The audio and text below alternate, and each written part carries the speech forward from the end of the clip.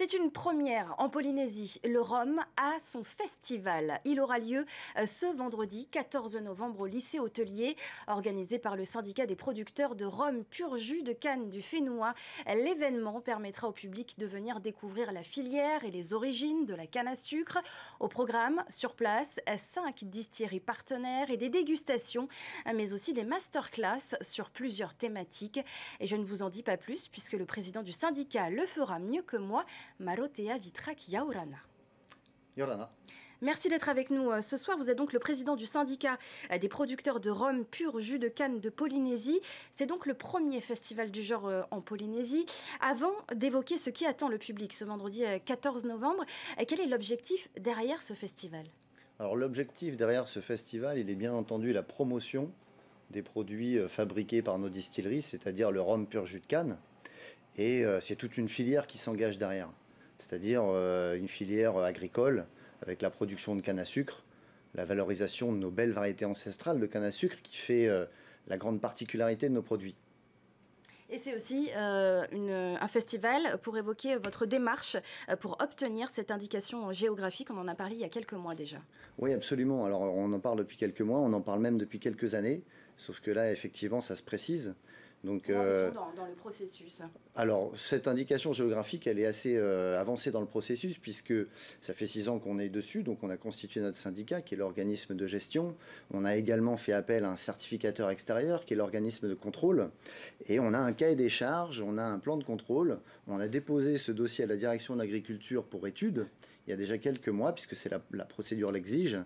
Et on a donc aujourd'hui le texte, enfin le dossier qui a été soumis à enquête publique pour pouvoir ensuite prendre par un arrêté en Conseil des ministres la décision d'octroyer l'indication géographique, la reconnaissance locale du fait du statut de la Polynésie. Il y a une délégation de compétences de l'INAO, l'Institut national des appellations d'origine, pour pouvoir reconnaître localement l'indication géographique. Cette reconnaissance, concrètement, qu'est-ce qu'elle va apporter? Alors, cette reconnaissance, elle apporte énormément de choses. Il faut savoir que les Antillais, on se compare quand même toujours un peu, même si à l'avenir, j'espère qu'on aura beaucoup moins à le faire. Mais l'indication géographique, pour les Antillais, qui était l'appellation d'origine contrôlée, elle leur a permis de doubler leur vente à l'export. Donc ça, c'est quelque chose quand même de très significatif, parce que c'est des dizaines d'emplois qui ont été créés, voire des centaines. Aujourd'hui, c'est une très très grosse filière. Et ça permet aussi, si tu veux, à nos distilleries de marcher voilà, main dans la main, d'avancer dans le même sens et de garantir toujours la toute première qualité aux consommateurs. C'est véritablement le gage de qualité et le gage de continuité. Et on espère que la démarche continuera dans le sens positif des choses. On va parler de ce festival Marotea. C'est donc pour faire connaître la filière de rhum à la clientèle, au public polynésien. Entre 200 et 400 personnes sont attendues ce vendredi. Comment est-ce que vous comptez faire pour faire connaître ce savoir-faire au public? C'est très simple, hein. Les distilleries sont présentes, elles accueillent le public.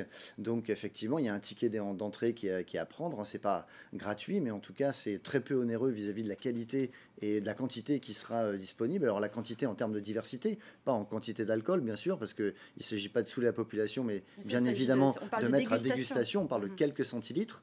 Mais donc, pour un ticket d'entrée de 2000 francs, voilà, pris sur notre page, eh bien, vous avez l'occasion, avec votre verre, on vous offre un verre donc au logoté syndicat des producteurs de rhum, et vous pouvez passer parmi toutes les distilleries qui ont au moins 4 ou 5 rhums à vous faire découvrir chacune, donc ça fait plus d'une vingtaine de rhums à découvrir. Des dégustations, mais aussi des masterclass. Alors il y a des dégustations, ça c'est pour le grand public, voilà, qui va venir, qui va rentrer, simplement sur réservation, un petit peu plus à l'avance, eh bien vous avez l'occasion de réserver une masterclass pour une expérience un peu plus ciblée, un peu plus approfondie, avec le producteur pendant 50 minutes.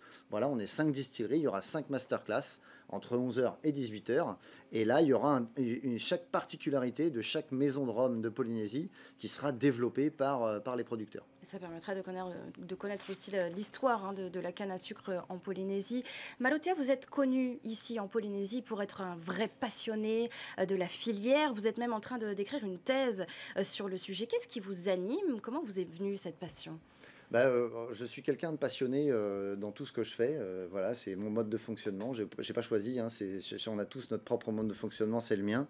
Et je suis très très investi dans cette filière. Pourquoi? Parce que voilà, moi j'ai fait des études d'ingénieur, donc je suis ingénieur de formation. Je me suis tout de suite spécialisé en procédé de concentration, dont la distillation. Et puis voilà, j'ai toujours aimé la fête, quoi. J'ai toujours aimé profiter des bonnes choses, on va dire plutôt. Et ça continue encore aujourd'hui. Et je me suis retrouvé avec l'envie de développer quelque chose pour le Fénois, qui s'est précisé de plus en plus avec les années. Et je me suis aperçu que dans toutes les îles tropicales du monde, il y avait très clairement de la canne et du rhum. Et je me suis dit, voilà, c'est un produit qui se concentre, qui ne s'abîme pas, qui se bonifie avec le temps.